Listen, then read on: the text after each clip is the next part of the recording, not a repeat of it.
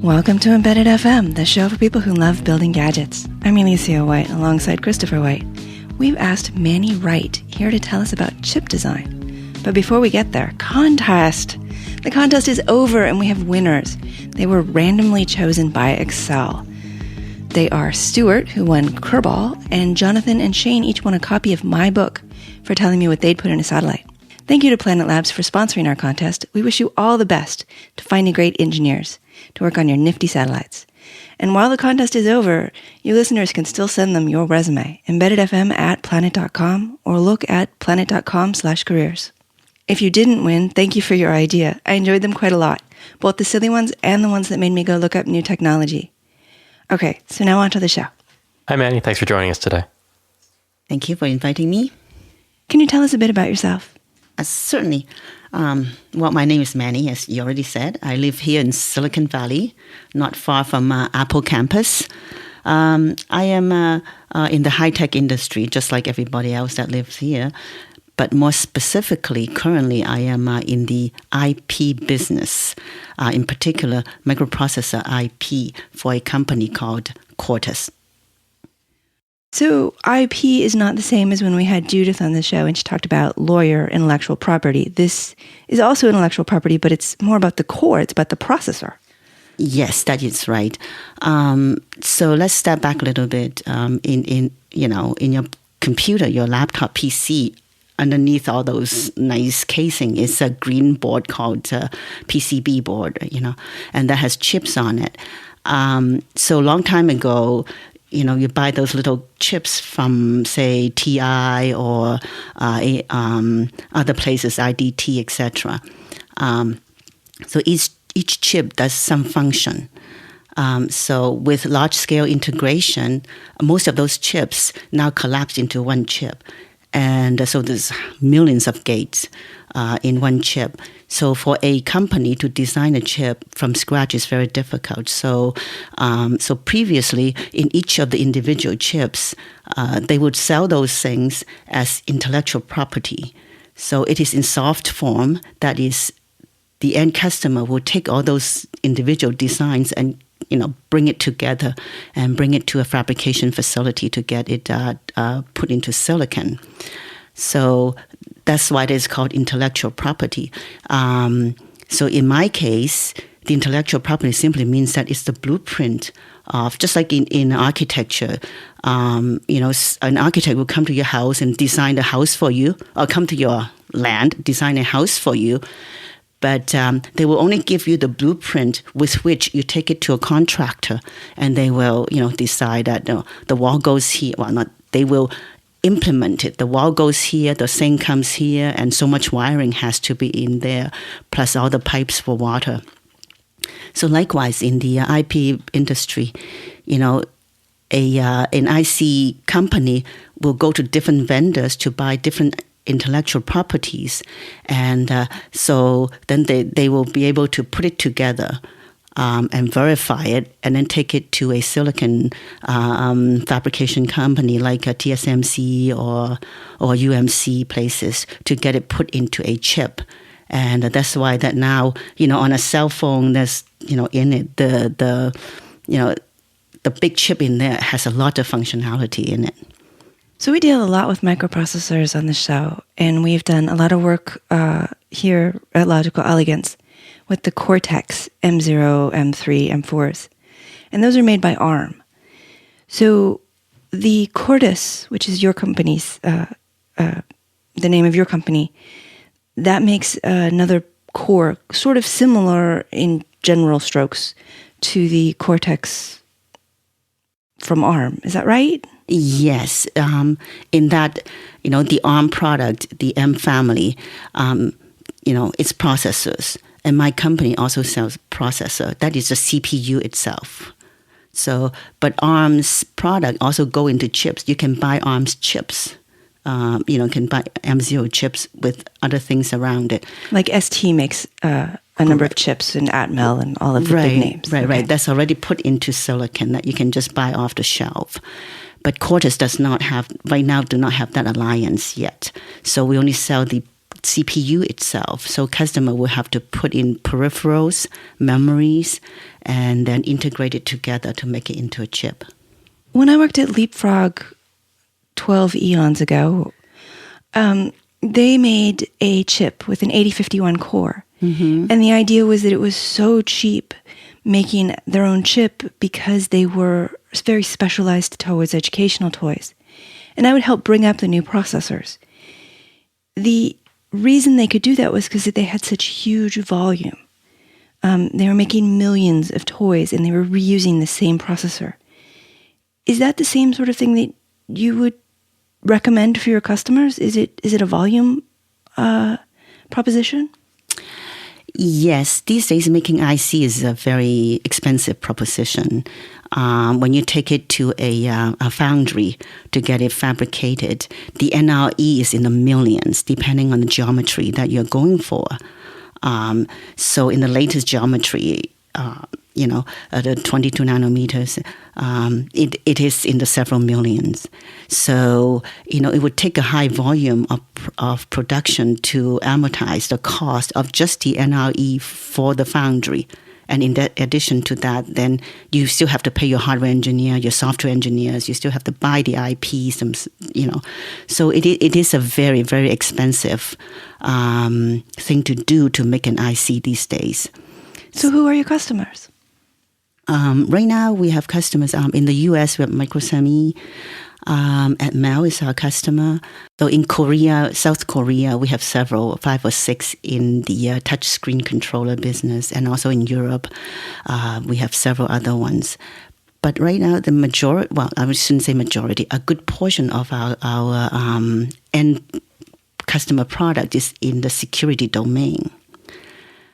What that means is that, especially these days with IoT, Internet of Things, the most critical thing in the wearable and the consumer market is low power and also security.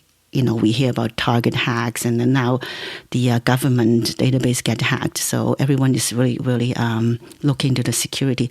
But Cortus course has not as much as they should be. I work a lot on IoT things, and they're not as secure as they should be. I know. It's really becoming the forefront. I go to several conferences lately, and the security has becoming more visible in the discussion forums. So Cortus product has been in a lot of the security domain products. Unfortunately, most of our customers do not want us to talk about it. For obvious reason. If you want to be secure, you don't want people to know about you. So we are in a smart card, SIM card, TV cards, and a few other products that I'm not at liberty to say. Oh, no, that's totally fair. And smart cards, for people in the U.S., because we seldom get them, those are the chips that you can see on European credit cards, and they provide a number of gold contacts, and it's a far more secure way to use your credit card, that the chip on board in the plastic with a little tiny, tiny battery actually works. That is correct, yes. So is this... It seems like this could be more back and forth with customers, where if I bought an off-the-shelf ARM chip from somebody, it would be the way it is. It's packaged. Here's the data sheet. This is how it works. If it doesn't work for you, well, that's your problem. With working with an IP vendor, it seems like you could say, well, I want a little tweak before we go into production, or I'd like it to have this peripheral, but not this one, or I'm not even going to use a SPI bus. Could I leave that off? Is that something that you can do? Yes. With these days, with processor IP, it's quite configurable. So when you go to a processor IP company, you would be able to specify certain components. In other words, the IP companies already made those things. If you look at their revision control, it's one big tree. And so out of that, they will be able to throw out a few things for you just to save gates and power.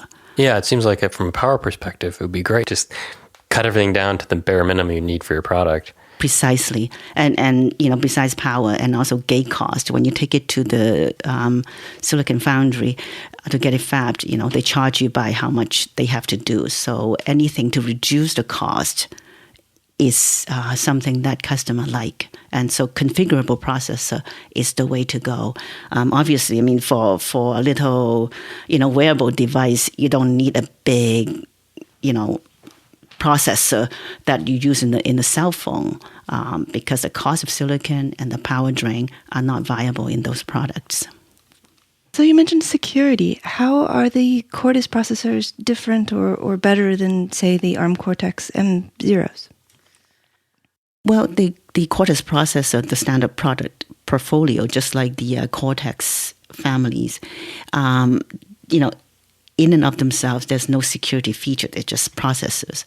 But at Cortus, because we understand the importance of security and that no one wants to have the same lock like everybody else in the neighborhood, you want to have some lock that's different from your next door neighbor so that if someone breaks into his house, they cannot get into your house.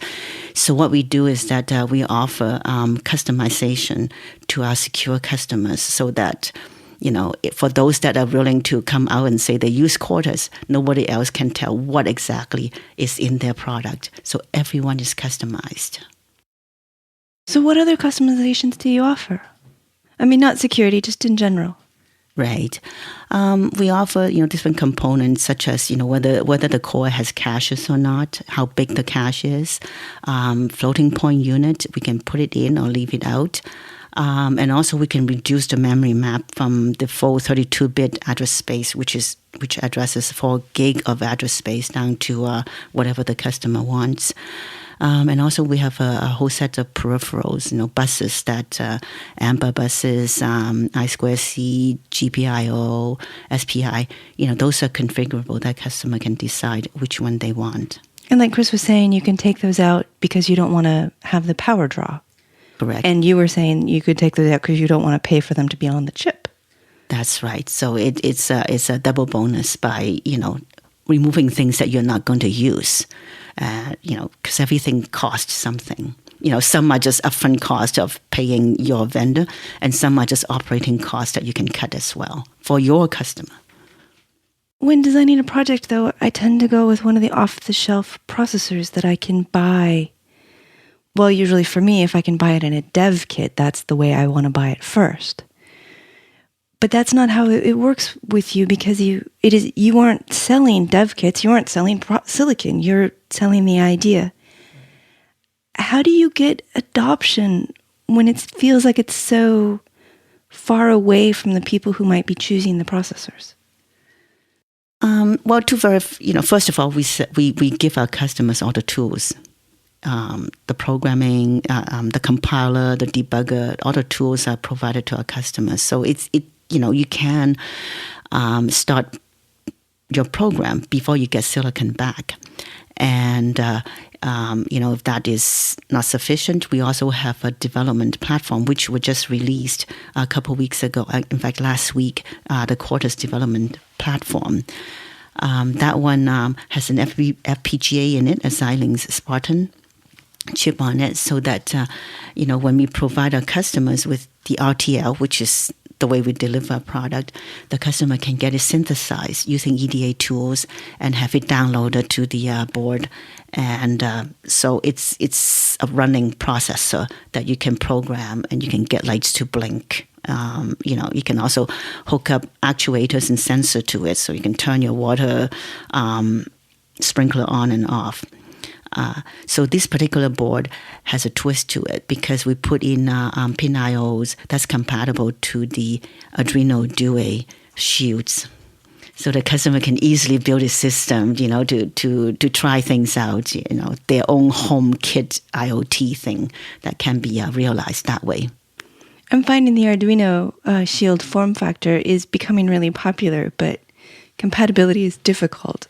I don't think that's a rant that you deserve because I suspect that's not important. But someday out there, I'm going to go on a rant about what it should mean if you're compatible to Arduino.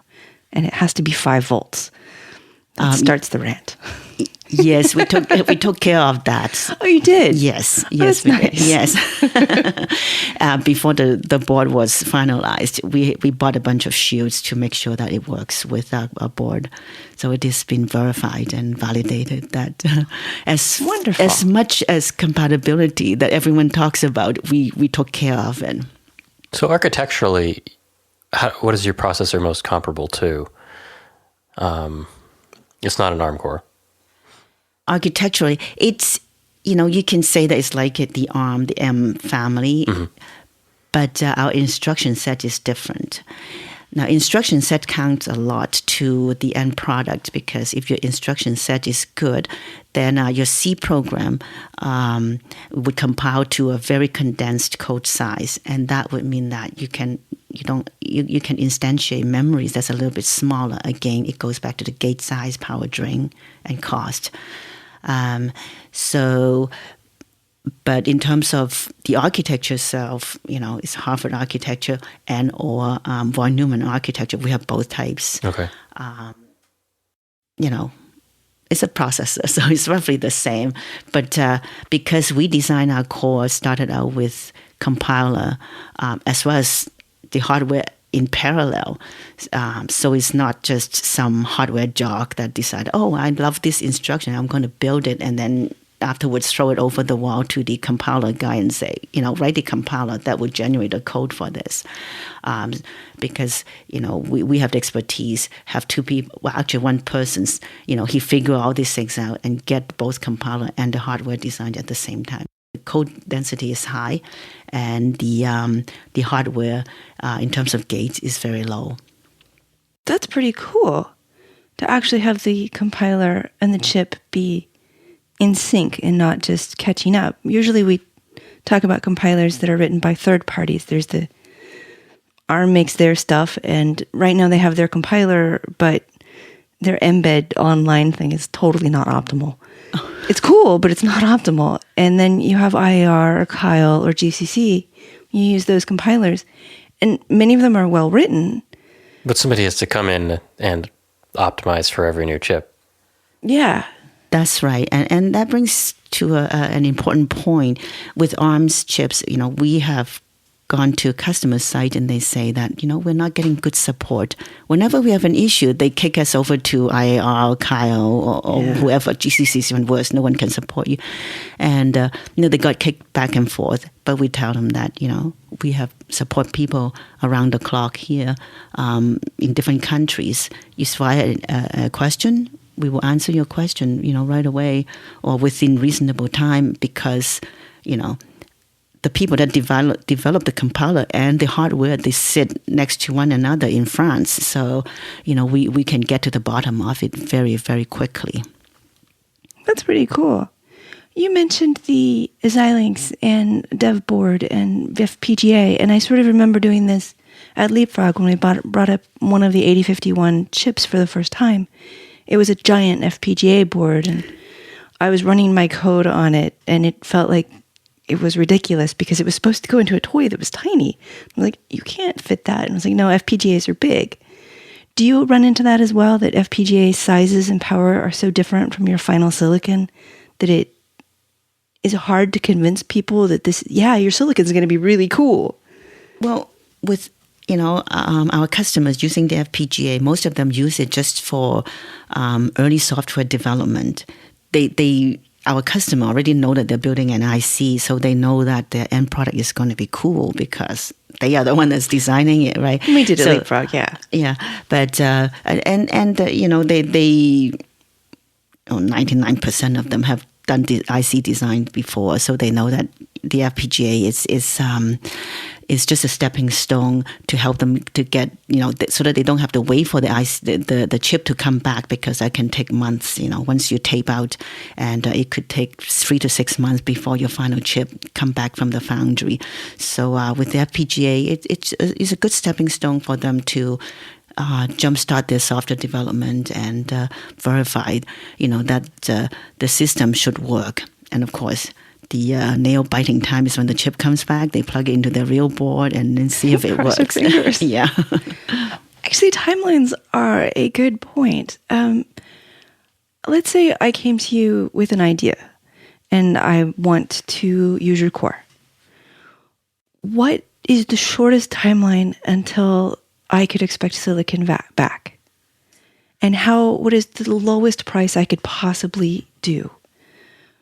Ooh, timeline and cost. Lowest price. What are you bargaining now? Well, no, I mean, sort of, and I don't expect, I'm not holding you to this, and I expect you to like pad these numbers, but I've had clients who wanted to build their own silicon who really couldn't understand that this is not a 3-month-long process, and this is not something that's going to cost $200,000. Not a board spin. It's not a board spin. Do you have generic parameters for either average or small projects? What time and money are we looking at for outlay? No, I do not have a range of cost. Like I say, with the more mature geometry, say the 180 or 90 nanometers, then the cost is a little bit lower. With the more advanced node, I believe the latest one is 28 nanometer. That's in the millions range for NRE. So we have to buy your processor, do some of our own stuff to it, and then we have to take it to a foundry, right, and get it fabricated, right, and that takes time and money. Yes. So, like I said, you come to buy the product, we can ship it overnight. We don't ship it because we just send it over the web, right? So you get it immediately, and depending on how fast you can integrate all your other intellectual properties into it, then you got to get it synthesized. That's another cost I did not mention is the EDA cost, the tools to get your chip. All the IPs from an RTL format into a format that foundries can consume, and that's called GDS2. So that takes a little bit of time, and the cost for those tools is also up there. And they take a long time to run because they're looking for optimal geometries and not just hooking things. It's not just a Python script somebody wrote in their basement. It's actually doing stuff. Yes, they use all kinds of heuristic algorithms to find the best path, etc. And that depends on your constraints too. If, say, your chip is not constrained in terms of speed, then it can pretty well go just map from RTL to gates.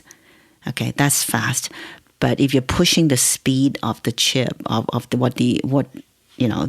design is, then it could take a long time. You mean like clocking it quickly? Clocking it quickly. Because depending on the number of levels of logic, that limits how fast your chip can run. So if you're pushing to the boundary, then it would take a lot longer. In addition to that, is the number of gates. If you have a lot of IPs in there, it takes longer to get it processed, synthesized, and layout and floor plan and all that to the GDS2 format before you can give it to the foundry. And is that mostly automated from RTL to the foundry format? Or is that some hand tweaking? I think you have to have some special people. That's precisely what it is. The synthesis part is the script is pretty standard, but the hand tweaking part can take a long time. And then after the synthesis part is the floor plan, place and route. That is going to take a long time. And in each big company, there may be 1 or 2 people that know how to do that. Those are specialized tools that not a lot of people run. The designers of RTL format, they can run the synthesis tool. That's just the first level of mapping to the gate side. It's the final place and route. That has to do with the silicon side of things. That's the part I don't even know.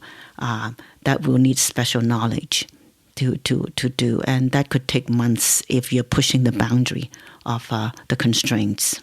And you have to have design verification tests too. That's not something you're going to do for them. When they integrate everything, they have to test the design to make sure that they're not going to get back a brick. Right. So doing that testing could be done in simulation. Right. Is that with the FPGA again, or is this the tools? FPGA can be considered as a form of verification too, right? Because if you integrated several IPs, if you connect the bus wrong and you try to run the program, you immediately know that something is not right because your program will not turn out. So it's a form of verification. Another form of verification is done in simulation. That is, a simulator will read in your RTL and will read in your program and run it through all the gates. So that's another way of doing it. And then beyond that, that's just to verify the functionality that it does what you want. And then beyond that, the chip verification, those still need to be done. That can be done at the front end before all the synthesis and place and route happen. And it should also be done to a certain extent at the back end too. Because the chips are getting bigger and bigger, there's other verification methodology has come out. One of them is called formal verification, and that's more dependent on mathematics type of verification than just brute force running your program to see if it's doing the right thing. So that's more like running Ada than C. I guess Ada requires some proofs. Ada requires contracts and things. Yeah. I think it's easier to formally prove, maybe. So, but yeah, formal mathematical proofs of functionality rather than exhaustive coverage tests. Yeah. I'm not familiar with Ada that much, so. I'm sure we're going to get lots of hate from people who Uh-oh. who are. So there's only like 4 Ada programmers. I'm sure they don't listen to the show. Sure, one of them listens to the show.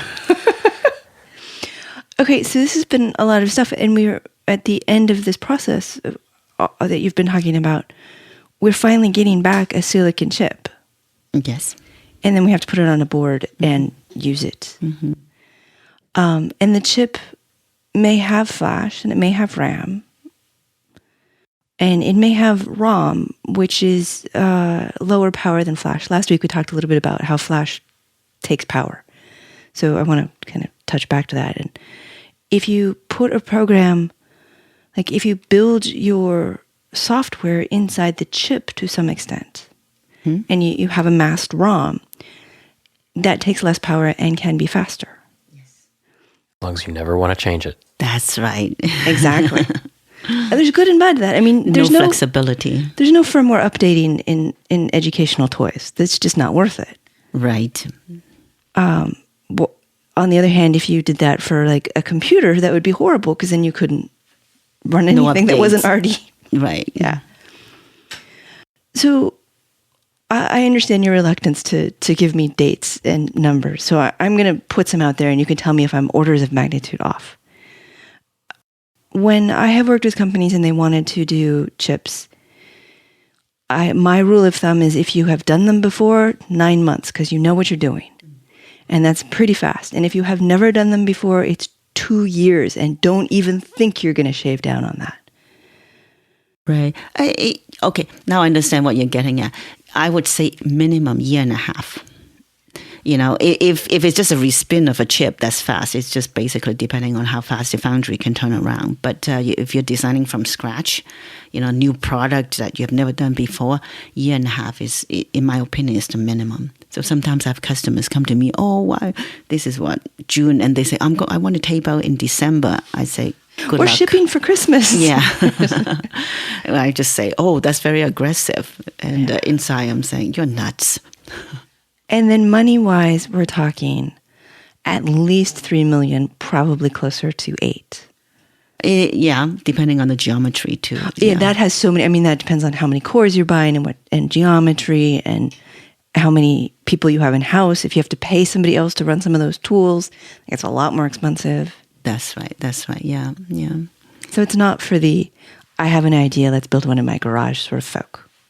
No, you really have to do your marketing to find out what is your volume at the end to see if it's justified to go that route. Sometimes you may have to throw things away, some functionalities away to cut down on the cost and just buy something off the shelf rather than building your customized thing that will do exactly what you want. Because if your volume does not justify it, you're going to throw a lot of money away and you're never going to recoup the investment you put in. Right. non-recurring engineering is very, very expensive. Yes. And if you can't amortize that over your millions of units, it's very tough. Yes, indeed. So you mentioned you make a compiler. That was actually one of the things that worried me most when we talked about cores. Because as a software engineer, I'm like, I don't want to use a non-standard compiler. I don't want to use a non-standard core. I kind of want to be able to read my assembly. And I like off-the-shelf things because then I don't have to worry as much about strange errors. Talk me around. Tell me why these aren't worries. Really, you worry too much. That has always been true. Okay. Assembly is assembly, right? So it's a matter of learning each different processor's assembly code and see what it does. Why use a different processor? Because the tools will help you out. These days, people don't write in assembler anymore. They all write in C or different languages, C++ and so on.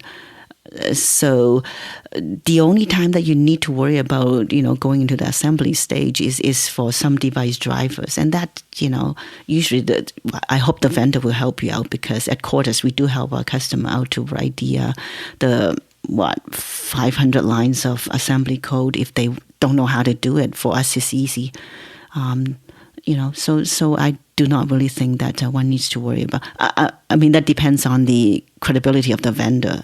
In our case, because we have a hardware and software people working together, and we can get their help immediately for our customers. What about, so you mentioned drivers. ARM has this CMSys, which is sort of a hardware abstraction layer. And their goal is to make it easy to shift between different vendors' implementations of Cortex. If you're going from Atmels to STs or NXPs or whatever. Do you have something similar, a hardware abstraction layer, from your core to ARM, or from your core to others of your core? I know you have multiple cores, and we haven't talked about that yet. Right. And no, we do not have such an abstraction layer, because our product goes into the really embedded space or deeply embedded space. So mostly our custom would program our core. Occasionally, we do have quite a few that open up to their customers that can program the core, but they always use C code. So far, we do not have the need to really abstract out to bring in DSP type of functionality into the core yet. We do have DSP, but our customers so far has been able to handle it to program the core. Because most of your customers know what they're doing. To go into the chip business, they better know what they're doing. It's a good way to lose your shirt. Yep. And how do software engineers debug their program? I mean, we've talked about FPGA, but does JTAG work, or SWD? Is there some standard debugger sort of thing? Yes, JTAG is pretty well the standard in the industry, and SWD is ARM's debug method, and yes, we are implementing that right now. Okay, cool. What about things like advanced features like trace? Yes, trace is another one. Trace is a non-intrusive. When you use JTAG, you have to stop the processor core. Then you can examine the register files or the memory content. But when you have trace, usually you trigger it so that it dumps information into some memory buffer, and then once the critical period is over, then you stop the core. You read it back out. It's a better look at what's happened in the period that you want to see, rather than trying to stop the core. And it's like Heisenberg, right? You look at it and it's not there anymore. So different methods offers you different debuggability. Which you support that? Yes, we do support that. Yes. What about multi-core? Multi-cores, so I believe you're referring to multi-core that communicate with each other. You can easily put various cores in one chip that they don't talk to each other. Yes, right? yes. They're just islands by themselves, right? So that works fine. Yes, we do support multi-core with facilities for the cores to communicate with each other, tightly coupled communications. Yes. Is that, with these deeply embedded devices, is that something a lot of people want? Some deeply better devices still have multi-cores, but not all that much. Our multi-core customer is in the image processing, video streaming type of industry. Oh, high parallelization. They can go on different cores. Yes. I wondered if you were going to say they were in the medical or transportation industries where you have different cores run the same code and essentially vote on the answer. Oh, that's for safety enhancement. Yeah, safety critical things. Safety critical. That's for the ISO 26262 standards. That's the automobile one. Right. How that one works is that you basically run 2 cores in lockstep. And then in the end, like you say, you vote on, who is saying or the system is not saying, let's reboot. Yeah. So that one does not have as much, should not have inter-processor communication because they should be checking on each other. Yeah, and you need a hypervisor, somebody to watch over both of them to see who's winning.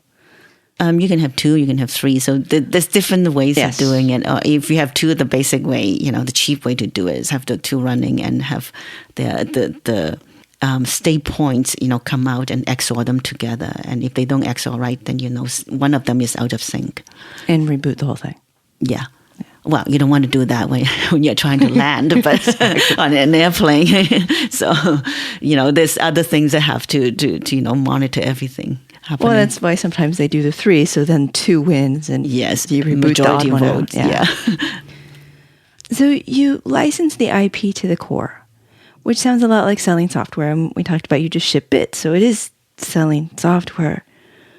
That's always been really difficult because digital rights management, keeping ahead of the people who want to break it, is really a constant battle.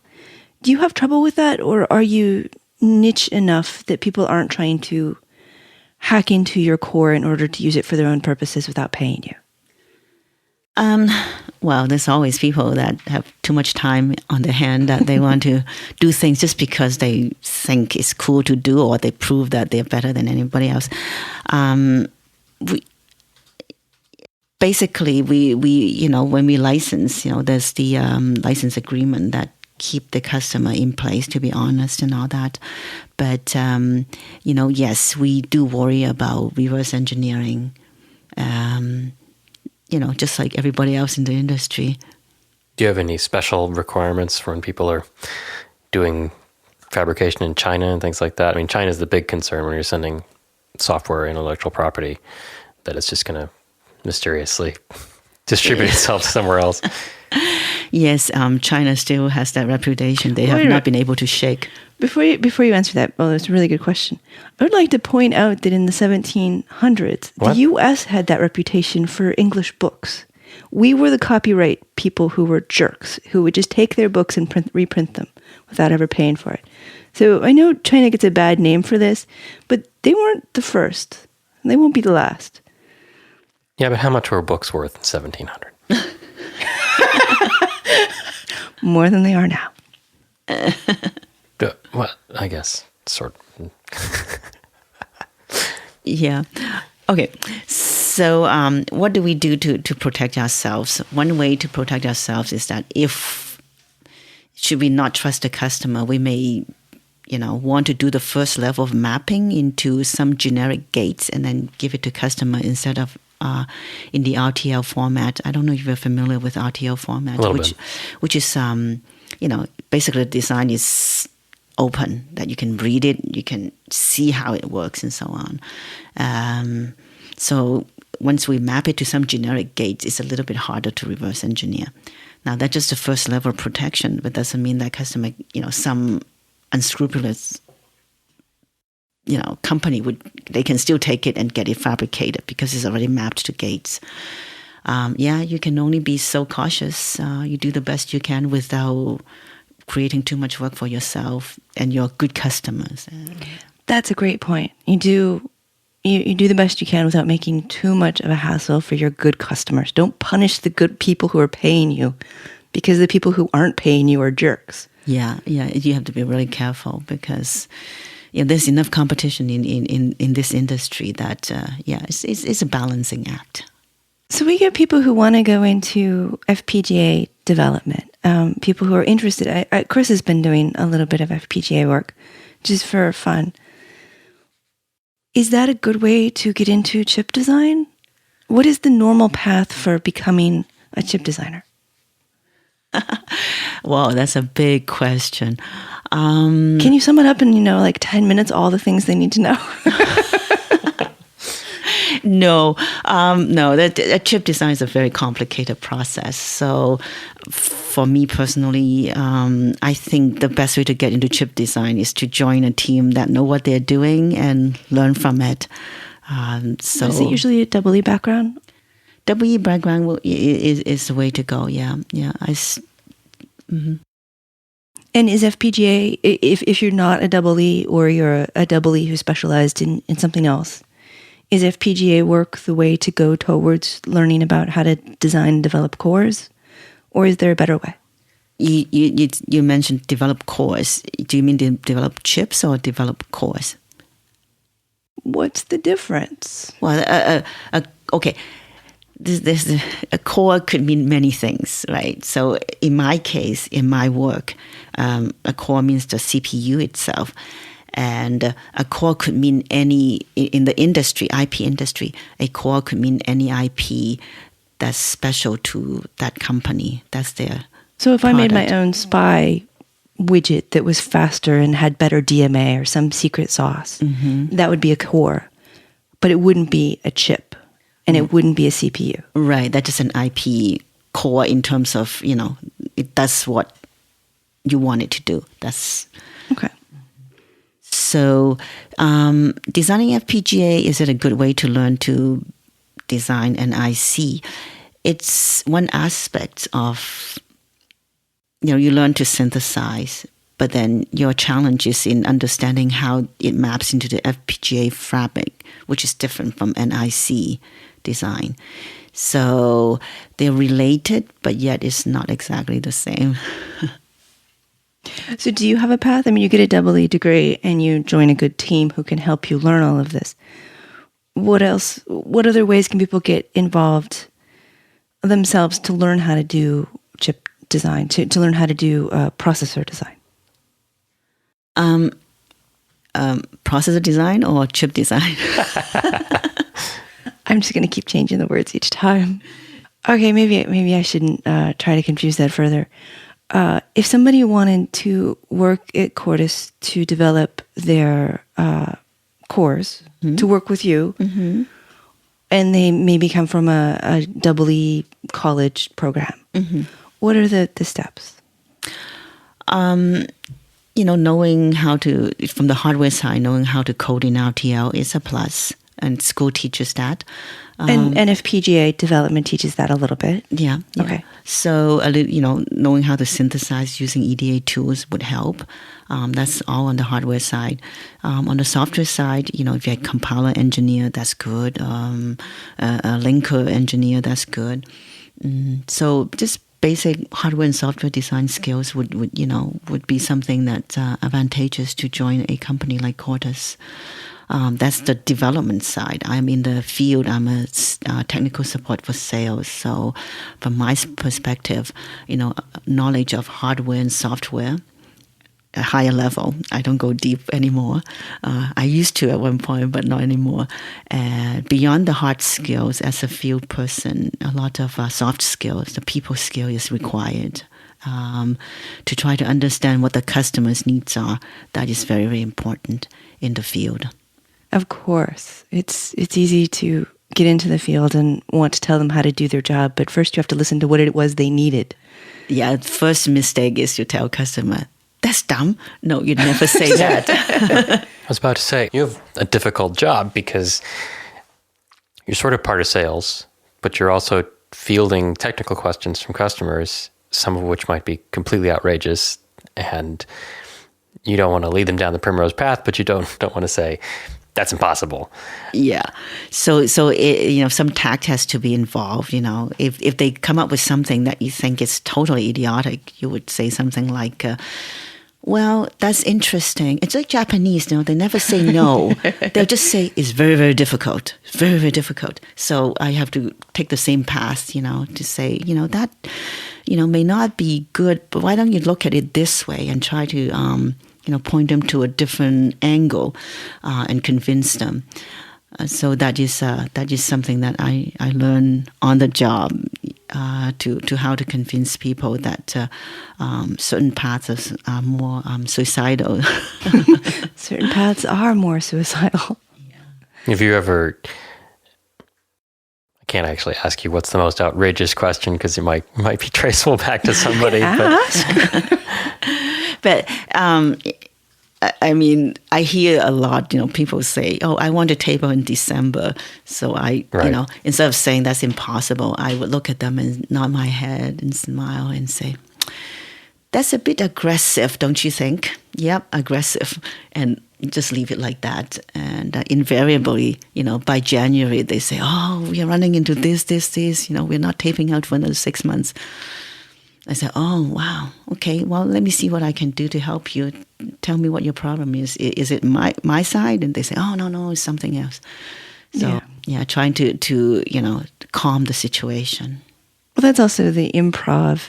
Never say no. Always say yes and. Yeah. Yes, and you can't do that. No. Yes, and if you want to tape out by December, it's going to cost a lot of money. But sometimes it's just impossible, right? Oh, yeah. Like the old adage that a woman can make a baby in 9 months, but 9 women cannot make a baby in 1 month. I read, I think probably on Twitter, that somebody gave their boss the Mythical Man month, and the boss did not understand, so he gave him 2 copies so he could read it faster. That's a good one. That's a good one. Nice demonstration. Yes. Is anything changing in that regard to make things faster, or are we kind of stuck in this 18-month cycle forever? I believe the EDA tools has come a long way to help out. So that's the tool side to help you verify your product and to verify before taping out. So those tools has been improving to make your tape out faster. But on the other hand, your chip gets more complicated. So kind of like one cancels the other. Well, Christopher, I think I'm about to lose my voice. So do you have any other questions? I think that was it. All right. Manny, do you have any last thoughts you'd like to leave us with? Yes. I from our talk, it sounds like it's such a difficult and mysterious process to make a chip, but it is not. Join a team and just have fun, learn the tools, and go with it and build a chip. And for your company, it's a challenge, and challenge is always good to help your mind to stay sharp. And for students, when you go into EE or go into computing science, take your internship seriously. Find positions that will teach you real life skill, so that you when you graduate, you can join a team to make ICs or just have a lot of fun in this industry. That's a great note to leave it on. My guest has been Manny Wright, Senior FAE Manager at Cortus. If you'd like to know more, there's more in the show notes. Thank you, as always, to Christopher White for co-hosting and producing, and thank you for listening. Have a good week, and we'll talk again next week. I do have a final thought for you. This one is related to the coughing, which probably didn't get entirely produced out. It's from Israel Moore Ayivor. It's not bad to cough, but cover your mouth when coughing. It's not bad to complain, but cover your mouth when complaining, else you'll spread infections of complaints on us.